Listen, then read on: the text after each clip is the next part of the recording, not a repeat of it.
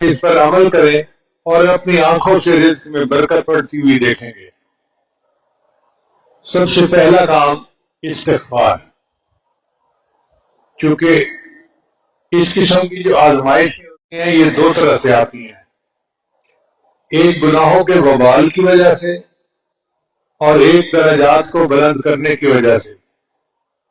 انبیاء کرام اور اولیاء کرام کے درجات بلند ہوتے ہیں، ان کے لیے یہ آزمائشیں درجات کو بلند کرنے کے لیے آتی ہیں، اور ہم عوام الناس ہمارے اوپر یہ ہمارے گناہوں کا وبال بن کے آتی ہے۔ اس لیے اس کا ایک حل ہے کہ اللہ کے سامنے استغفار کیا جائے۔ اللہ کا قرآن عظیم شان میں وعدہ ہے، اللہ تعالیٰ ارشاد فرماتے ہیں استغفروا ربکم انہ کان غفارا، اللہ کے سامنے استغفار کرو، وہ گناہوں کو بخشنے والا ہے۔ یرسل السماء علیکم مدرارا، تمہارے اوپر بارشوں کو برسائے گا، ویمددکم باموال، اور اللہ مال کے ذریعے سے تمہاری مدد کرے گا۔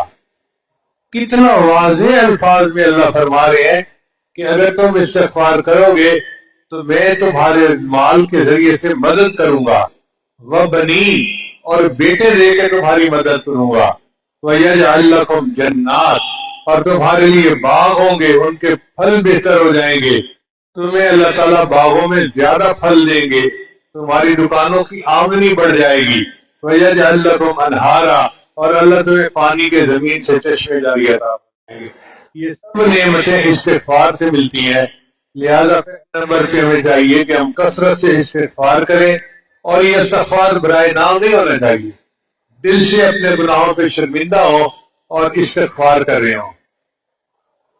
رابعہ بصریہ فرماتی تھی استغفارنا یحتاج الی استغفار، کہ ہمارا استغفار اس قابل ہے کہ اس کے اوپر استغفار کیا جائے، کہ یا اللہ اتنی غفلت کے ساتھ ہم بات کر رہے ہیں، تو دل کی ندامت کے ساتھ اگر ہم گناہوں پہ استغفار کریں گے تو اللہ کے دروازے کھول دیں گے، کیونکہ اللہ رب العزت کا قرآن عظیم شان میں یہ وعدہ ہے۔ ایک پہلا عمل ہے استغفر اللہ پڑھنا۔ جب ہم استغفر اللہ پڑھتے ہیں تو اس کا مطلب یہ ہوتا ہے کہ اے اللہ، میں اپنے گناہوں پہ نادم اور شرمندہ ہوں، آپ میرے ان گناہوں کو معاف فرما دیجیے۔ چنانچہ اس استغفار کی ایک بہت بڑی فضیلت یہ ہے کہ استغفار کرنے والے بندے پر اللہ کا عذاب نہیں آتا۔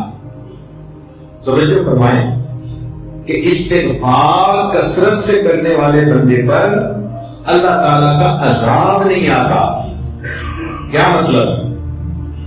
کہ دنیا میں گناہوں کی وجہ سے انسان ذلیل ہوتا ہے، رسوا ہوتا ہے، دشمن اس پر غالب آ جاتے ہیں، اس کے رزق میں کمی کر دی جاتی ہے، تو یہ گناہوں کا جتنا وبال ہے اللہ تعالیٰ استغفار کی وجہ سے اس کو روک دیتے ہیں۔ ہر عورت چاہتی ہے کہ مجھے دنیا میں رسوائی نہ ہو،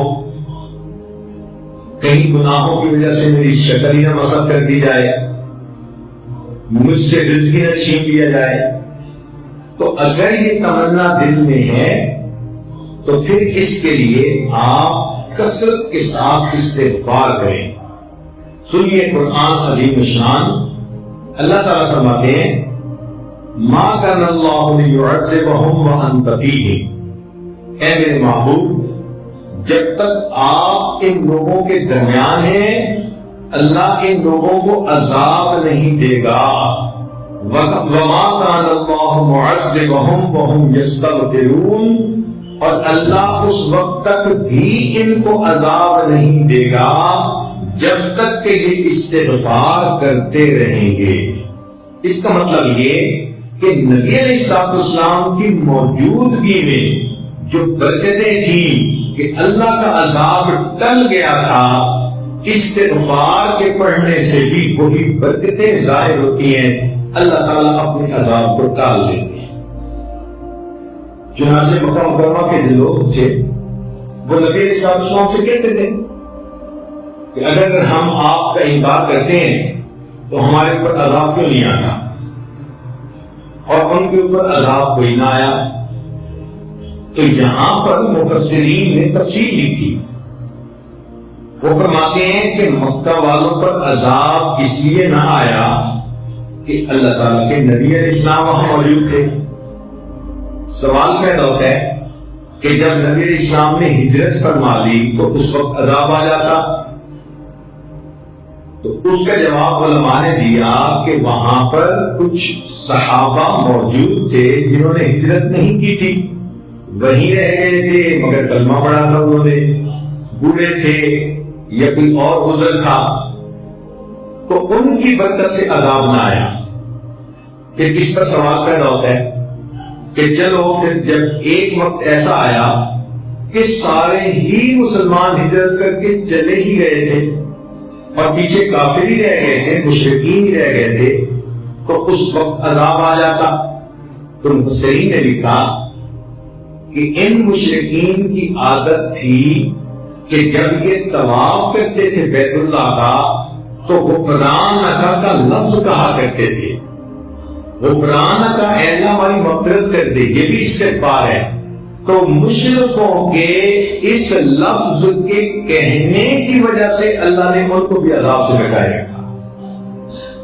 تو اگر مشرک یہ لفظ کہہ دے اللہ اس کو عذاب سے بچا دیتے ہیں، تو اگر مومن کہے گا تو پھر اللہ تعالیٰ کتنے مہربان ہوں گے۔ لہذا آپ استغفار کی کثرت کریں، دن میں 100 مرتبہ صبح اور شام تو کم سے کم لگ جائے، زیادہ پڑھنا چاہیں تو زیادہ بھی پڑھ سکتی ہیں، کام کاج کے دوران بھی استغفر اللہ استغفر اللہ استغفر اللہ اپنی زبان پہ رکھ سکتی ہیں۔